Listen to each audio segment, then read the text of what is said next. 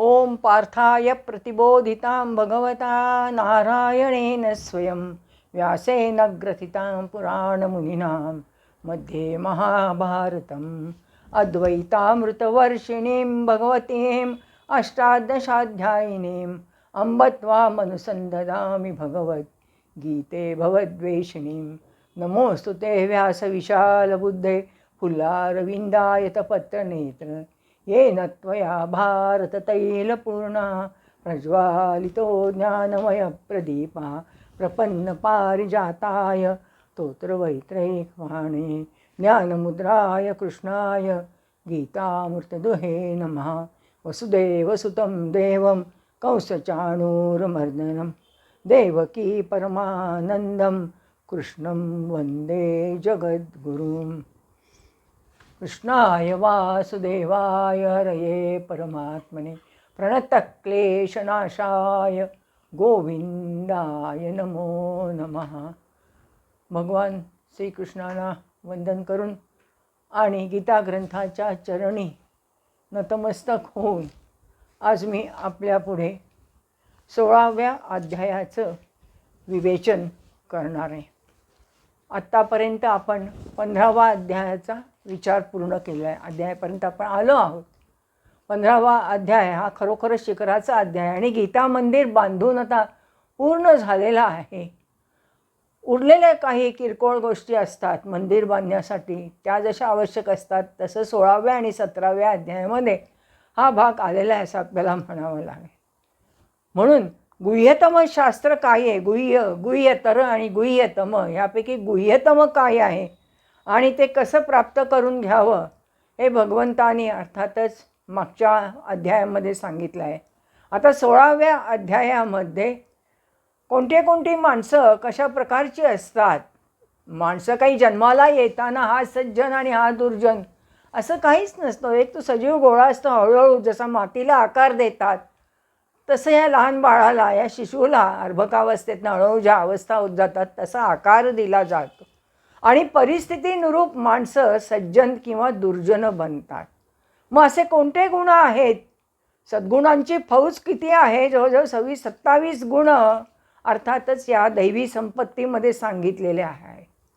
थोडंसं विनोदाने म्हणायचं झालं तर भगवंतानी दैवी संपत्तीचे गुण अधिक सांगितले आहेत आणि आसुरी संपत्तीचे कमी सांगितले आहेत। आजच्या काळात बोलायचं झालं तर अधिक आसुरी संपत्तीचेच काय दुर्गुण आपल्याला समाजात अधिक दिसून येतात आणि दैवी संपत्तीचे लोक मुठभर आहेत। आज सज्जन लोक आहेत म्हणून समाज हा नीट व्यवस्थितपणे चाललेला आहे असं आपण म्हणतो।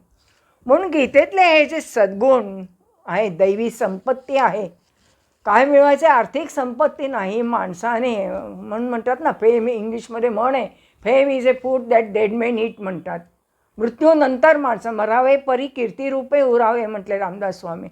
मृत्यूनंतर माणसाची कीर्ती काय आहे त्यावरून मनुष्य ओळखला जातो। अरे रे चांगला मनुष्य गेला, नाही तर काय जनपळ भर म्हणतीला हाय हाय मी जाता राहील कार्य काय, असं अनेक माणसं जन्माला येतात आणि मरतात। पण जे काहीतरी ठसा उमटवून जातात त्यांच्याबद्दल खरोखरच लोकांना वाईट वाटत असतं आणि म्हणतात लोक की सज्जन माणसं गेले, चांगला मनुष्य गेला, चांगल्या बाई गेल्या असं म्हटलं जातं। मग हे कशावरून चांगलं वाईट ठरवावं? माणसाच्या अंगी असणारे जे सद्गुण आहेत त्यावरून ठरवलं जातं। म्हणून दैवी संपत्ती असणाऱ्या पुरुषांचं लक्षण कसं म्हणतायत? आता भगवंत सांगतायत, अभयम सत्वसंशुद्धी ज्ञानयोग व्यवस्थिती दानम दमश्च यज्ञश्च स्वाध्यायस्तप आर्जव म्हणतायत भगवंत। भयाचा पूर्ण अभाव, अभय, त्याच्यानंतर अंतःकरणाची असणारी पूर्ण निर्मलता सत्वसंशुद्धी म्हटलेलं आहे। त्याच्यानंतर ज्ञानयोग व्यवस्थिती, ध्यानयोगात निरंतर दृढस्थिती आहे। सात्विक दान आहे, इंद्रियांचं दमन आहे, गुरुजनांची पूजा आहे, कर्माचं आचरण आहे, वेदशास्त्रांचं स्वाध्याय म्हणजे पठण आणि पाठण आहे, भगवंतांच्या नामांचे आणि गुणांचे ज्ञानयोग व्यवस्थिती आणि पुढे म्हटलंय दानम दमश्च यज्ञश्च स्वाध्यायस्तप आर्जव, स्वाध्याय आहे, तप आहे आणि आर्जव आहे। हे सद्गुण सांगितलेले आहेत। भयाचा पूर्ण अभाव पाहिजे, अभय। आपले सगळे देवदेवता बघा, आयडॉल्स जे आहेत ते असे हात आहेत, म्हणजे लोकांना अभय दिलेलं आहे। ते यांचे काय अक्कलकोटचे स्वामी ते म्हणतात, त्यांचं वचन आहे ना, भिवू नको मी तुझ्या मागे आहे. असे अभय आहे, वरदान दिलेलं आहे. भीती वाटते माणसाला जीवन जगत असताना. ही कशामुळे वाटते? क्रोधामुळे. तर पुढे काय होईल याची भीती वाटते. भोगे रोगभयम कुले च्युतिभयम वृत्ते नृपालात भयम म्हटले भर्तृहरीने. तेव्हा राजाला चोरापासून आहे, भीती रोगाची असते, पण सगळ्यात जास्त भीती माणसाला मृत्यूची असते. फक्त वैराग्य मेवा भयम असं शेवटी भर्तृहरी, फक्त वैराग्य हे अभय देणारं आहे. म्हणून सद्गुणांची फौज एका बाजूला आहे आणि विनोबा असं म्हणतात की ह्या फौजेचा सेनापती कोण असेल तर तो अभय. आज माणसाला भीती वाटायला लागली. रात्री अपरात्री मुली एकटी परत येतील की नाही ह्याची भीती आहे माणसाला. आपल्याला खुर्ची मिळेल की नाही ह्याची भीती राजकारणी लोकांना आहे. सत्ता हातात येईल की नाही, संपत्ती टिकेल की नाही. फक्त विद्या हीच अशी आहे, न चोर आर्यम न च राजहार्यम म्हटलंय. विद्या कोणी तुमच्याकडनं चोरून नेत नाही, बाकी सगळी संपत्ती वगैरे जाते. म्हणून पहिला जो आहे सेनापती आहे तो अभय. माणसाला माणसापासून भीती वाटता कामा नये, आनंदी जीवन जगलं पाहिजे असा त्याचा अर्थ आहे. म्हणून अभय हा पहिला गुण आहे, हा सद्गुण आहे, हा वर्च्यू आहे, हा मूलभूत सद्गुण आहे म्हणावा लागेल. अभयम सत्वसंशुद्धी म्हटलेलं आहे. सत्वसंशुद्धी म्हणजे काय? अंतःकरण मन तुमचं निर्मळ असलं पाहिजे. मनात कुठल्याही प्रकारचे हेवे दावे मत्सर पूर्वग्रह पर्सनल ग्रजेस ज्याला म्हणता येईल ते असता कामा नये. सात्विक माणसाचं अंतःकरणही शुद्ध असतं, त्याच्या मनात कोणत्याही प्रकारचा द्वेष आणि मत्सर नसतो. अभयम सत्वसंशुद्धी ज्ञानयोग व्यवस्थिती. ज्ञानयोग व्यवस्थिती म्हटलेलं आहे म्हणजे जे जे काही तुम्ही कर्मज्ञान करणार आहात त्याच्यामध्ये ते टिकून ठेवलं पाहिजे. कर्म सोडा असं कधीच नाही सांगितलं, कर्म फल त्याग करा असं सांगितलं. फळाबद्दल आसक्ती नाही, चांगल्या कर्माला चांगलं फळ मिळणारच आहे. म्हणून जे जे काही कराल, मग ज्ञानाच्या मार्गाने जा, चांगलं कर्म करा, योगमार्गाचा अभ्यास करा, मग ते पतंजलीचं असेल किंवा हठयोगाचं असेल ते टिकवून ठेवा. आज केलं आणि उद्या नाही असं नाही, त्याच्यात नीट व्यवस्थितपणा, सिस्टमटायझेशन, पद्धतशीरपणा आला पाहिजे. ज्ञानयोग व्यवस्थिती दानम दमश्च यज्ञश्च स्वाध्यायस्तपार्जवम म्हटलेलं आहे. म्हणजे काय? दान असलं पाहिजे. दानम दमश्च यज्ञश्च, दान पाहिजे माणसाला. माणसाला जे जे काही मिळतं आहे ना, जी संपत्ती आहे, जे काही मिळालं असेल त्याचं दान केलं आहे. दानेन पाणी श्रोत्रम श्रुतेनैव न कुंडलेन दानेन पाणीर न तु कंकणेन. संस्कृतमध्ये किती सुंदर सुभाषित आहे. नुसतं ऐकल्यामुळे श्रोत्रम श्रुतेनैव, चांगलं ऐकलं तर कानाला शोभा आहे. कुंडलं घालून काही नाही, कानात किती लांब घालता आणि इथपर्यंत घालता यायला महत्त्व नाही. दानेन पाणीर न तु, पाणी म्हणजे हातात, हातात किती कंकणं मनगटापासून ते कोपरापर्यंत घालता यायला महत्त्व नाही. तुम्ही दान कसं देता? एका हाताने दिलेलं दान दुसऱ्या हाताला कळता कामा नये असं म्हटलं आहे. तुम्ही देता किती दुसऱ्याला त्याला महत्त्व आहे. म्हणून एकदा सगळे देव, दानव आणि मानव हे तिघंजणं लोकांचे प्रतिनिधी गेले कुणाकडे? ब्रह्मदेवाकडे. आणि द द द असे 3 अक्षरं सांगितली ब्रह्मदेवाने. देवांना सांगितलं तुम्ही इंद्रिय भोगात विलासात रममान आहात, तेव्हा त्याचा दमन करा. त्याच्यानंतर आले दानव, तुम्ही फार क्रूरतेने वागता, लोकांशी दुष्टपणाने वागता. ते दुष्टपणाने वागण्याचं तुम्ही सोडून द्या आणि लोकांना जरा दया दाखवा.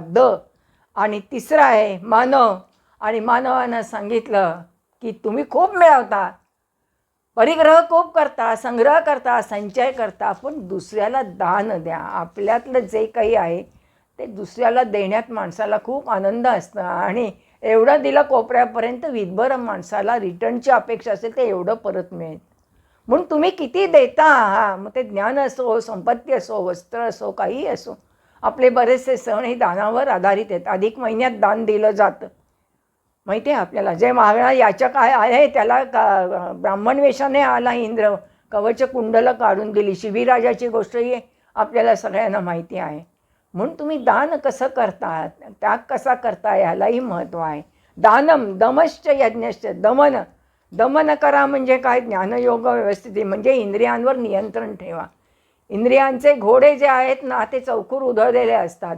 इंद्रियांचे गुलाम आपण बनता कामा नये. तर इंद्रिय आपले स्वामी, आपण त्यांच्यावर आरूढ झालं पाहिजे, ते सेवक बनले पाहिजे. आपल्या मनाप्रमाणे इंद्रियांना वागायला, पण स्वैराचार नाही. इंद्रियांनी आपल्यावर वर्चस्व गाजवता कामा नये. दमन झालं. यज्ञ आहे. दानम दमश्च यज्ञश्च. यज्ञाचा बराचसा विचार आपण केलेला आहे 4थ्या अध्याय मागच्या काही अध्यायांमध्ये. द्रव्ययज्ञ, तपोयज्ञ, योगयज्ञ, तथापरे स्वाध्याय ज्ञानयज्ञ असं म्हटलं. ज्ञानयज्ञ श्रेष्ठ आहे. जीवनाला यज्ञाची उपमा दिलेली आहे. पोटामध्येही जठराग्नी हाही यज्ञ आहे. जाणी जे यज्ञ कर्म, आपण जे जेवतो ते सुद्धा यज्ञ कर्म आहे. ते अन्नाची आहुती आपण त्यात घालतो. यज्ञ म्हणजे त्याग, समर्पण असं म्हणावं लागेल. दुसऱ्यासाठी किती समर्पण करता, त्याग करता. आपल्या सगळ्या क्रांतिकारकांनी आणि ब्रिटिशांच्या विरुद्ध लढणाऱ्या सर्व नेते मंडळींनी केवढं समर्पण केलं, केवढा त्याग केला हे आपल्याला माहिती आहे. भगतसिंग असतील, मदनलाल धिंगरा असं हसत हसत फासावर गेले आहेत. एका हातात त्यांच्या गीता होती आणि वंदे मातरम म्हणत म्हणत फासावर गेलेले आहेत. केवढं यज्ञमय जीवन आहे. समर्पण किती केलं, आपल्या प्राणांची आहुती दिली. हेही आपल्याला स्वातंत्र्याच्या समरामध्ये हा भाग आपला स्वाध्याय म्हणजे वेद आणि शास्त्र यांचं पठण पाठन अध्यापन केलं पाहिजे. एकच ग्रंथ वेगवेगळ्या प्रकारे अनेक वेळा वाचल्यानंतर आपल्याला त्याचा वेगळा अर्थ प्रतीत होतो. ज्ञानेश्वरी कोणी तरुण वयात वाचली असेल किंवा प्रौढ वयात आणि नंतर वृद्धपणी वाचली तर आणखीन वेगळा अर्थ. गीतेचंही तसंच आहे. गीता असो, गाथा असो, दासबोध असो, कोणतेही ज्ञानेश्वरी असो, कोणताही ग्रंथ असो, त्याचं स्वाध्याय करणं महत्त्वाचं आहे. तप म्हणजे काय, स्वधर्माच्या पालनात. तप याचा अर्थ कष्ट करणं, सहन करणं. 12 वर्ष आपल्याकडे तपश्चर्या केली. आपल्या रामदासांचं उदाहरण माहिती आहे. आधी शंकराचार्यांनी तपश्चर्या केलेली कितीतरी लोकांनी. तप म्हणजे कष्ट सहन करण्याची, शीत उष्ण सगळं सहन करण्याची तयारी असावी लागते. पण तपश्चर्याच्या साह्याने मिळालेलं जे सामर्थ्य, जे शक्ती आहे त्याचा दुरुपयोग दुसऱ्याला छळण्यासाठी करू नये. रावणाने आणि दुर्वासा ऋषीने दुसऱ्याला त्रास देण्यासाठी तपश्चर्याच्या साह्याने मिळालेल्या सामर्थ्याचा दुरुपयोग केला असं म्हणावं लागेल. म्हणून दुर्वास आणि रावणाचं नाव कोणी आदर्श म्हणून घेत नाही. जरी विद्वान असले, जरी त्या अनेक ग्रंथांचा अभ्यास केलेला असला, जरी शंकराचा भक्त असला रावण, तरी त्याचा आदर्श म्हणून मानला जात नाही. म्हणून तप जे आहे ना, त्या तपाच्या साह्याने मिळवलेलं जे काही आहे ना, जे सामर्थ्य आहे त्याचा चांगला दधीची ऋषींचं उदाहरण म्हणून घेण्यासारखं आहे. सगळी काय शस्त्र ठेवायला दिली देवाने, पण ती गिळून टाकली आणि कडक बनलं वज्रासारखं. आणि मग राक्षसांना मारण्यासाठी हाडांपासून शस्त्र तयार केलं. एवढं तपश्चर्याचं सामर्थ्य होतं. आर्जव आहे म्हटलेलं आहे. स्वाध्यायच तप आर्जव म्हणजे यांच्यासहित आर्जव रुजुता असली पाहिजे. माणसाला मनामध्ये सरळ भाव असला पाहिजे. कापट्य भाव नको म्हटलंय रामदास स्वामींनी. मनामध्ये कपट कारस्थान असता कामा नये. चांगल्या ग्रंथांचा अभ्यास करणाऱ्यांनी मनात कपट भाव, द्वेष, मत्सर यांच्यापासून 4 हात दूरच राहिलं पाहिजे. अशी सरलता अंतःकरणात नसेल. मनस्य एकम वचस्य एकम कार्यम एकम महात्मनम मनस्तन्यत वचस्तन्यन कार्यम अन्यत दुरात्मनम म्हटलं आहे. सज्जन माणसाचं मनात एक, वाणीत एक आणि कार्यात एकच भाव असतो, एकच विचार असतो. दुष्ट असतात ते मनात एक, मनस्य एकम वाणीत वेगळं आणि कार्यात आणखीन तिसरंच असतं. तसं नाही. जे अंतःकरणात पोटात असेल तेच ओठात येईल. ही सरळ भाव, हा सिम्पलनेस जो असेल तर माणसाला सद्गुणी म्हणता येईल किंवा सद्गुणांमधला हा फार महत्त्वाचा गुण आहे. पुढे म्हणतायत अहिंसा सत्यम क्रोध त्याग शांतिरपैशुनम दरा भूतेषु लोलुत्वम मार्दवम रीरचापलम म्हटलं पाहिजे. अहिंसा, सत्य. अहिंसा म्हणजे काय, नुसतं प्राण्यांना मारणं असं नाही, तर काया वाचा मने करून शरीराने मनाने वाणीला कुणालाही दुखवायचं नाही. हिंसा ही अत्यंत वाईट आहे. जगात जे सगळं आजच्या काळामध्ये चाललेलं आहे, जी नवीन आपण युद्ध पाहतो आहोत, इस्रायल असेल किंवा रशिया युक्रेन, हे सगळे हिंसेवर आधारित आहे. म्हणून आपली संस्कृती असं सांगत नाही की हिंसा करा, माणसाला ठार मारा. मृगाजीन घेतं तेव्हा हरणाची शिकार केली जाते. कस्तुरी मृगामध्ये कस्तुरी असते, आपल्याला सगळ्यांना माहिती आहे. किंवा गेंड्याच्या शिंगाला फार मोठी मागणी आहे असं आपल्याला म्हणावं लागेल. त्याच्यापासून अनेक आयुधं तयार केली जातात. कासवाच्या पाठीपासून ढाली तयार केल्या जातात. म्हणून त्यांना मारणं हे इष्ट ठरणार नाही. ही अहिंसा आपण शरीराने, मनाने आणि वाणीनेही कुणाला दुखवू नये म्हणतो, मनानेही दुखवू नये म्हणतो. काही माणसं अशी असतात, असं सरळ सांगितलं ना, रुजुता असली आपल्यासोबत तरी त्यांना ते तिरकस लागतं असं म्हणावं लागेल. सत्य बोलावं नेहमी, आपल्याला माहिती आहे. अहिंसा, सत्यम, यथार्थ आणि प्रिय भाषण असलं पाहिजे. सत्याचाच उच्चार आणि सत्याचाच आचार मी करीन, जे माझ्या मनात असेल, जे असेल. म्हणून काय कोर्टामध्ये शपथ घ्यायला सांगतात, धर्मग्रंथावर आधार हे काय हे ठेवून, बोट ठेवून सांगतात, मी देवा शपथ खरं सांगेन, खोटं सांगणार नाही. ते खोटं सांगतात ती गोष्ट व्यवहारामध्ये गोष्ट वेगळी आहे, पण सत्य काय आहे शोधून काढून मग न्यायाधीश निर्णय देत असतो असं म्हणावं लागेल. सत्याचा पाठपुरावा केला तर शोधून काढावं लागतं त्याचं काय आहे, म्हणून साक्षी पुरावे लागतात असं म्हणावं लागेल. आता लोक या व्यवसायामध्ये खोटं बोलतात ती गोष्ट वेगळी, पण सत्यमेव जयते आपलं ब्रीदवाक्य आहे. Truth alone will triumph. सत्याचाच नेहमी विजय होणार आहे असं म्हटलं जात. किती खोटे नाटे आरोप माणसांनी केले तरीसुद्धा सत्याचा विजय होत असतो. सत्यम अक्रोध म्हटलेलं आहे. अक्रोध म्हणजे आपल्यावर अपकार करणाऱ्या व्यक्तीवर रागवायचं नाही. क्रोध आहे, अँग्री मॅन ओपन्स काय म्हणावं लागेल, इज माउथ आणि शट हिज आईज असं म्हटलं. मनुष्य रागावल्यानंतर नेल वाटेल त्याला काहीही राहत नाही, की कशाचेही भान राहत नाही, आणि तोंडात येईल ते वाटेल ते बडबड करत असतो.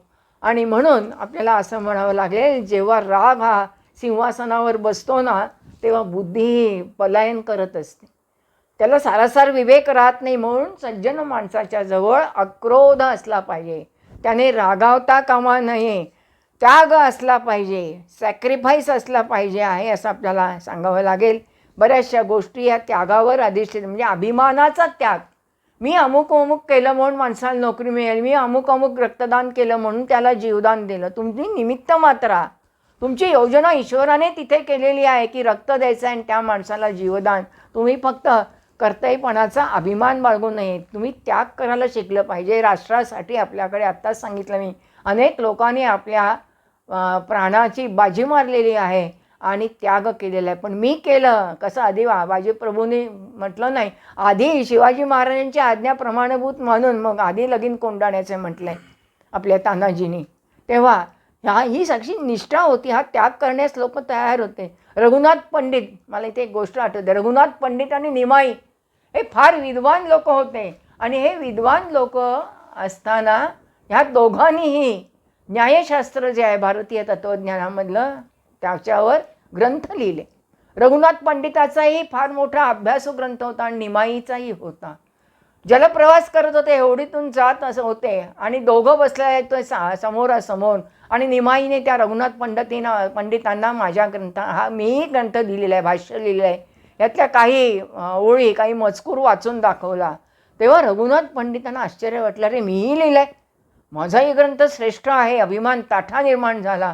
म्हणून त्यांच्या डोळ्यातून अरे बापरे, माझ्या ग्रंथाला कोण विचारणार, याचा एवढा सुंदर ग्रंथ आहे ना. त्यांच्या डोळ्यातून अश्रू गळगळा व्हायला लागले. निमाईने त्यांना विचारलं, का हो रडता का पंडित महोदय? तेव्हा तो म्हटला, नाही नाही, तुझा एवढा ग्रंथ पाहिल्यानंतर एवढा अभ्यासू एवढा व्यासंग आहे, माझ्या ग्रंथाला कोणीच विचारणार नाही. मग निमाई सहज हसत हसत त्याला म्हणले, ठीक आहे, मी माझा ग्रंथ तुम्ही म्हणत असाल तर ह्या जलामध्ये विसर्जन करतो. ग्रंथच काय, माझा प्राण गेला तरी चालेल, मी त्या काय माझं ग्रंथाचं विसर्जन करायला तयार आहे. हे सांगून त्यांनी खरोखरच निमाईने आपला ग्रंथ पाण्यात विसर्जन केला, आणि ते पाहून रघुनाथ पंडितांना पश्चात्ताप झाला. हे कशाला, पण असा जो आहे म्हणजे त्याग करण्याचं हे निमाईचं उत्तम उदाहरण आहे. पण रघुनाथ पंडितांनी तरी सांगताना अशा कशाला सांगायचं. म्हणून त्याग करणारे जे आहेत ना, ते विद्वानच आहेत असं नाही, देशासाठी त्याग करणारे सुद्धा आहे, कुटुंबासाठी आहे त्याग करणारे, गावासाठी त्याग करणारे. एखाद्याचं भलं होत असेल तर माणसं त्याग करतात. आम्हाला इथे वर्धमान महावीरांची गोष्ट आठवते. त्यांच्या अंगावर फार मोठं एक भरजरी वस्त्र होतं, अत्यंत असा काय मौलिक असा मूल्यवान शेला होता. एक गरीब मनुष्य आला त्यांच्याकडे आणि तो म्हटला, मला थोडंसं वस्त्र हवं आहे. म्हणून त्यांनी आपल्या अंगावरचं अर्ध वस्त्र कापून दिलं, कट केला आणि त्याला दिला. तो शिंप्याकडे गेला, अंगर कशा, तो म्हटलं अर्ध्या ह्याच्यात होणार नाही शिंपी, म्हणलं टेलरने सांगितलं, आणखीन याचा उरलेला अर्धा भाग घेऊन या. तर तो पुन्हा मनुष्य वर्धमान महावीरांकडे गेला आणि त्या शेल्याचा अर्धा भाग घेऊन आला, दोन्ही एकत्र करून त्याला अंगरखा शिवून दिला. हा त्याग केला लोकांनी. एवढंच अनेक बुद्धांच्या जीवनात आहे, यांच्या जीवनात आहे. त्याग केला सगळ्या संसाराचा, दुःख नाहीसं करण्यासाठी गौतम बुद्धांनी, म्हणून आपण आदर्श मानतो त्यांना. जगातलं दुःख कसं नाहीसं करता येईल, त्याच्या कारणांचा कसा शोध घेता येईल आणि कोणत्या मार्गाने लोकांना जा म्हणून सांगता येईल, म्हणून अष्टांग योग माहिती आहे आपल्याला. दुःख समुदाय, दुःख निरोध मार्ग, अष्टांग मार्ग असं म्हटलं जातं त्याला. सम्यक दृष्टी, सम्यक संकल्प, सम्यक वाक, सम्यक कर्मांत, सम्यक आजीव, सम्यक व्यायाम, सम्यक स्मृती आणि सम्यक समाधी, असा 8 मार्गांनी युक्त बुद्धाने सांगितला असेल. म्हणजे सगळ्यांच्यासाठी फार मोठा संसाराचा त्याग केलेला आहे. म्हणून हा एक सद्गुण महत्त्वाचा आहे. शांतीर पैशुनम, शांती म्हणजे मनशांती हवी माणसाला. शांती कशामुळे नष्ट होते? माणसाला हाव निर्माण, हे हॅव्ज अँड हॅव्ज नॉट, हे हवं, ते झालं की ते हवं. टी व्ही आल्यानंतर लोकांना वाटलं कधी एकदा कलर येईल, कलर टी व्ही झाल्यानंतर आणखीन त्यांच्या पुढचं आणखीन सगळे जे आजच्या काळामध्ये काय नवीन आलेले आहेत कम्युनिकेशनची साधन, मीडिया आलेले आहेत, व्हॉट्सअप आहे, आणखीन काय फेसबुक आहे, माणसाला हवं असं म्हण. त्यामुळे माणसाची शांती नष्ट होते. रागामुळे तर होतेच, पण त्याचं व्यसन किंवा वेड लागल्यानंतर म्हणून शांती नष्ट होऊ न देता मनाचा समतोल राखला पाहिजे. अपैशुनम, पिशुनं म्हणजे निंदा करणं, चाहड्या करणं, चुगल्या करणं, यांच्यापासून बऱ्याच ठिकाणी सरकारी कार्यालयामध्ये अशा चुगल्या केल्या जातात. प्रत्येक ठिकाणी अधिकाऱ्याचा एक मनुष्य असं हेरगिरी करायला ठेवलेलं असतं बघा. आणि काय बोलतात काय नाही, माझ्याबद्दल काय बोलतात, आपल्याबद्दल काय बोलतात, संस्थेबद्दल काय बोलतात, संघटनेबद्दल काय बोलतात, मी कसा वागतो, असं संशय येतो माणसाला. आणि मग हे लोक चाहड्या करण्यात हुशार असतात. काही नाही बोललं तरीसुद्धा लावून देण्यात हुशार असतात माणसं. आणि मग अधिकारी व्यक्ती जे आहेत त्या माणसावर रागावतात आणि डूक धरून बसतात. हे चाहडखोर. पूर्वीच्या काळी बायकाच चाहड्या करतात असं नाही हो, पुरुषसुद्धा चुगलखोर असतात, निंदा करण्यात हुशार असतात. अनेक सरकारी कार्यालयात, खाजगी कार्यालयात लोकांचे अनुभव आहे. त्यापासून अपैशुनम असलं पाहिजे, दया असली पाहिजे सर्व प्राणीमात्रांबद्दल, अलोलुप वृत्ती, मार्दवम आणि रीरचापलम. एकेका याच्यावर सद्गुणावर बोलावं तेवढं आहे. दया धर्म का मूल आहे म्हटलं जातं. म्हणून ना, पापाय परपर, दुसऱ्याला त्रास देऊ नये, दयेचं आहे आपल्याला असं म्हणावं लागेल. ही माणसाला कंपॅशन मनात असली पाहिजे. दुःखितांबद्दल कणवण निर्माण झाली पाहिजे. ही दया नसेल तर काहीही माणसाला जीवनात स्वास्थ्य होऊ नये. आता सगळ्याच ठिकाणी दया दाखवावी असंही नाही. म्हणून दया जी आहे ना, दधीची ऋषींचं उदाहरण मी सांगितलं.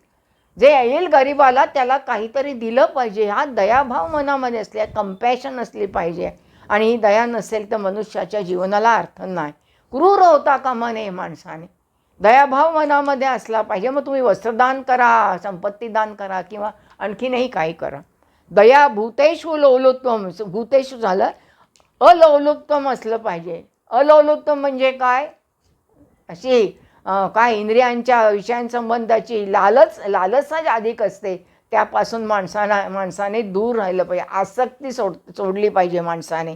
अनासक्त राहिलं पाहिजे. पद्मपत्रम इवांब, कमळ कसं पाण्यात राहून अलिप्त, तसं आपल्या शरीराने आणि मनाने असलं पाहिजे. मार्दवम रीरचापलम, मृदुता. मार्दव म्हणजे कोमलता, विनम्रता असली पाहिजे माणसाजवळ.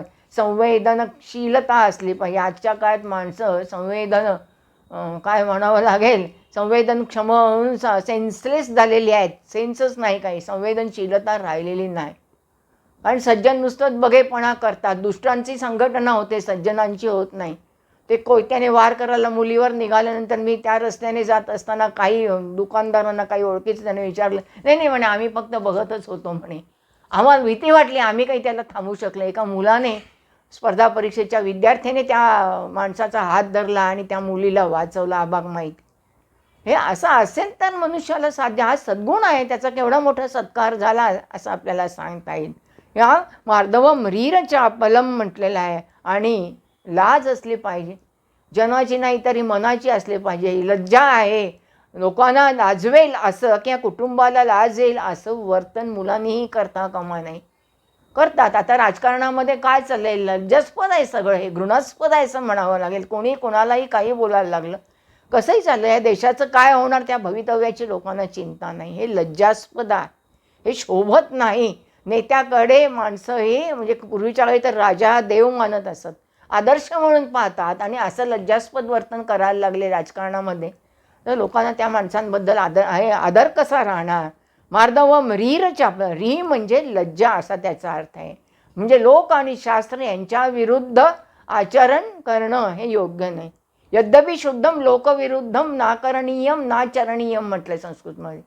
जरी तुम्हाला शुद्ध वाटत असेल तरी त्याचं अनुकरण ना करणीयम ते करू नये, ना चरणीयम ते आचरणात सुद्धा आणू नये. आणि अचापलम असलं पाहिजे. व्यर्थ क्रियांचा अभाव, चंचलता असता कामा नये. माणसाच्या मनाला स्थिरता असली पाहिजे आहे असं म्हणावं लागेल. या सगळ्या गोष्टींचा विचार करायला तुम्ही आसनं करता, तुम्ही व्यायाम करता, त्यावेळेला तुमचं स्थिरता असले पाहिजे. आज केलं ना उद्या नाही, चंचल नाही, आता कंटाळा, आता पाय दुखायला लागला, मांडी दुखायला लागले, हात दुखायला लागले, असा हात करून तसा हात करून, असं चालत नाही. ती दृढनिश्चय असावा लागतो. तो तिथे स्थिर बुद्धीनेच प्राप्त होत असतो. आणि पुढे याच्यामध्ये एकूण जवळजवळ 26 गुण सांगितलेले आहेत. सद्गुणांची यादी खूप मोठी आहे. तेजक्षमा अधुतिशौचम अद्रोहो नातिमानता भवंती संपदम देवीम अभिजातस्य भारत. तेज, क्षमा, धैर्य, शुद्धता, अद्रोह, न अतिमानिता नको, या सगळ्यांना हे भारता, हे अर्जुना, दैवी संपत्ती असं म्हटलं पाहिजे. तेज असलं पाहिजे माणसाच्या जवळ. आपल्याला असं म्हणावं लागेल, तेज कशावर अवलंबून असतं. तेज क्षमा, माणसाच्या ठिकाणचं असणारं सामर्थ्य. सूर्याची उपासना केल्यानंतर तेज आहे.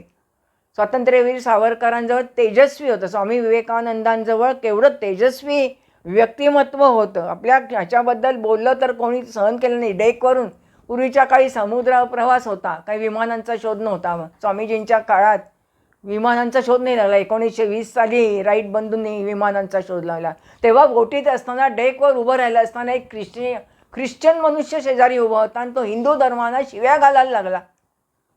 स्वामीजींना ते सहन झालं नाही. पुन्हा माझ्या हिंदू धर्माबद्दल काय बोललास, वाईट बोललास तर तुला समुद्रात फेकून देईन सांगितलं, असे उद्गार आहेत.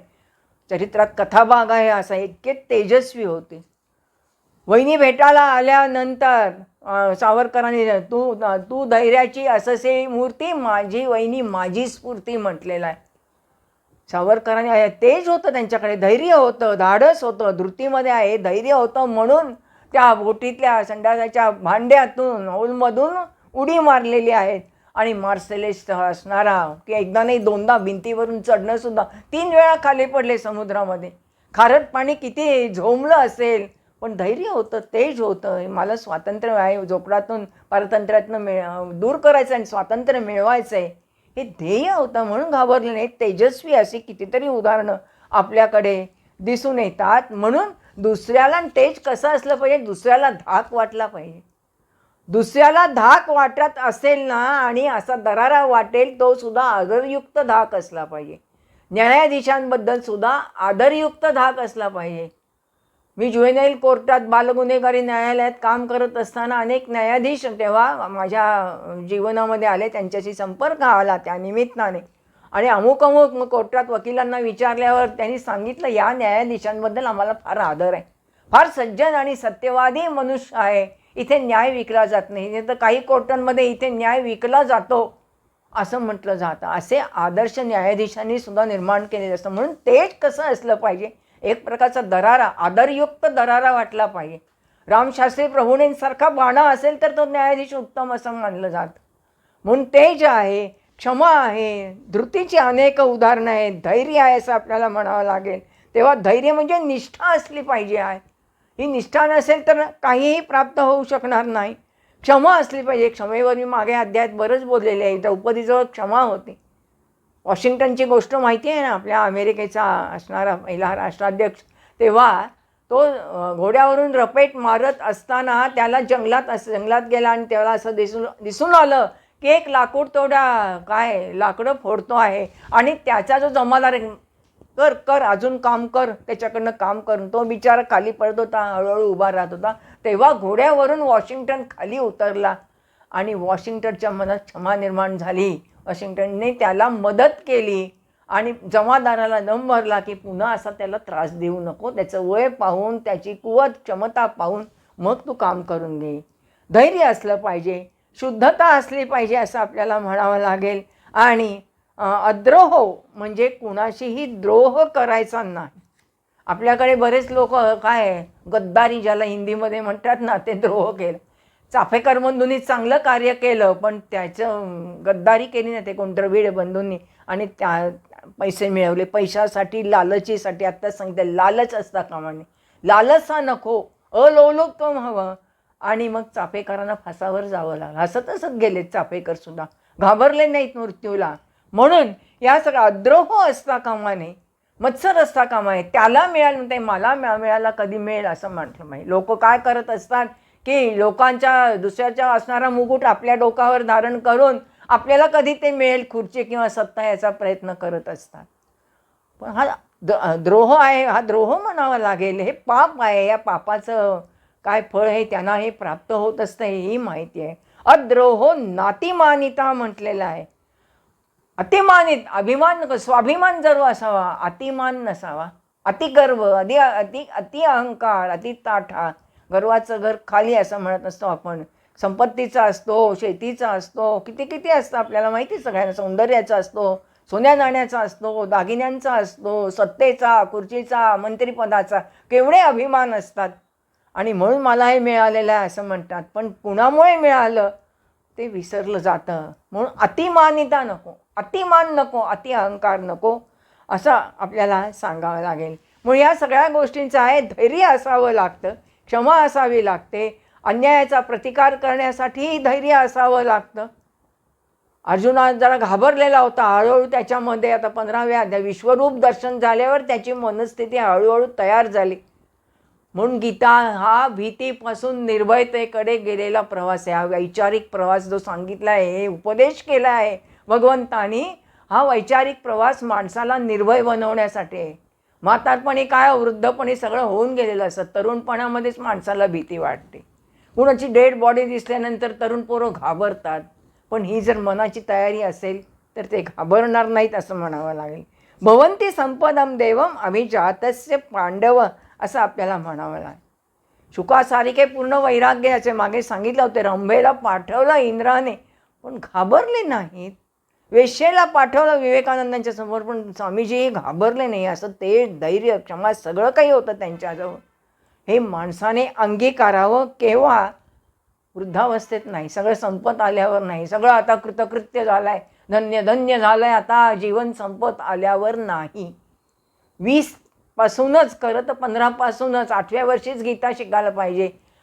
नुसतं नाही, त्याचा अर्थही माणसाला समजलं पाहिजे. म्हणून तेज, क्षमा, धैर्य, शुद्धी, कुणाविषयी शत्रू न वाटणं, आपल्याबद्दलचा अभिमान नसणं, मोठेपणाचा मी केवढा मोठा असं बाळगता कामा नये. मोठेपणा तुमच्या कष्टाने मिळालेला असतो. शेतकरी शेतात बी लावतो, कष्ट करतो, धान्याची रास तयार करतो आणि मग त्याला खरोखरच मनामध्ये अभिमान वाटतो. पण अतिमानिता असेल तर कधी ते धान्य खराब होईल, अतिगर्व ताठा केला तर सांगता येत नाही. तसंच सत्तेचं आहे, खुर्चीचं आहे, पैशाचं आहे, हेही आपल्याला माहिती आहे. म्हणून हे जे सगळे 26 गुण आहेत ना, ते दैवी संपत्ती घेऊन घेतलेल्या माणसाची, जन्म घेऊन घेतलेल्या माणसाची लक्षणं आहे.